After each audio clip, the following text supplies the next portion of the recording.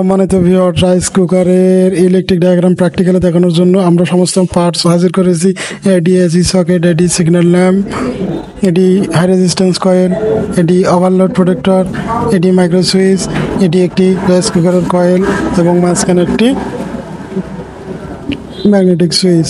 তো ভিউয়ার্স, আমরা এসি সকেটের দুই প্রান্তের এক প্রান্ত যেটিতে ফেজ লাগানো আছে ওটি নেব, আর সিগন্যাল ল্যাম্পের লাল তারটা একখানে করার পর কয়েলের এক প্রান্তে ব্যাকটা টার্মিনালে সংযোগ করব। তো ভিউয়ার্স, আপনারা সম্পূর্ণ মনোযোগ সহকারে এই 2 মিনিটের ভিডিওটি দেখলে আশা করি ইলেকট্রিক ডায়াগ্রামটা আপনারা নিজেরাই করতে পারবেন। তো ভিউয়ার্স, এসি সকেটের আরেক প্রান্ত আর হাই রেজিস্ট্যান্স কয়েলের এক প্রান্ত আর সিগন্যাল ল্যাম্পের নীল তার, এই 3টা প্রান্ত একত্র করে সুইচের ইনপুটে সংযোগ করব। তো ভিউয়ার্স দেখুন, আমরা সুইচের ইনপুটে সংযোগ করা শেষ।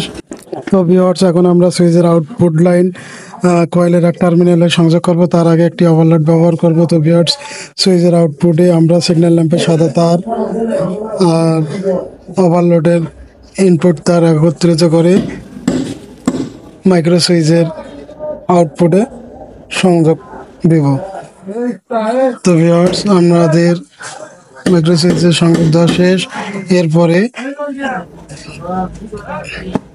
হাই রেজিস্ট্যান্স কয়েলের এক মাথা আর ওভারলোডের আউটপুট মাথা একত্রিত করে কয়েলের এক টার্মিনালে সংযোগ করলাম। তো ভিউয়ার্স, আমাদের কয়েলের দুই প্রান্তেই সংযোগ করা শেষ। তো ভিউয়ার্স, এখন আমরা ইলেকট্রিক সংযোগ দিয়ে দেখব। আপনারা দেখতে পাচ্ছেন। তো ভিউয়ার্স, আমরা এখন ইলেকট্রিক সংযোগ প্রবেশ করাইলাম। তো ভিউয়ার্স দেখুন, আমরা এখন সংযোগ দিব। তো ভিউয়ার্স, আপনারা সিগন্যাল ল্যাম্পের এই দিক খেয়াল করেন, এই যে সিগন্যাল ল্যাম্প জ্বলে উঠছে। তো ভিউয়ার্স, এখন আমরা সেফটি মেনটেন করে সুইচিং করে দেখব সিগন্যাল ল্যাম্প শেষ হয় কিনা। তো সিগন্যাল ল্যাম্প শেষ হয়েছে। ধন্যবাদ সকলকে ভিডিও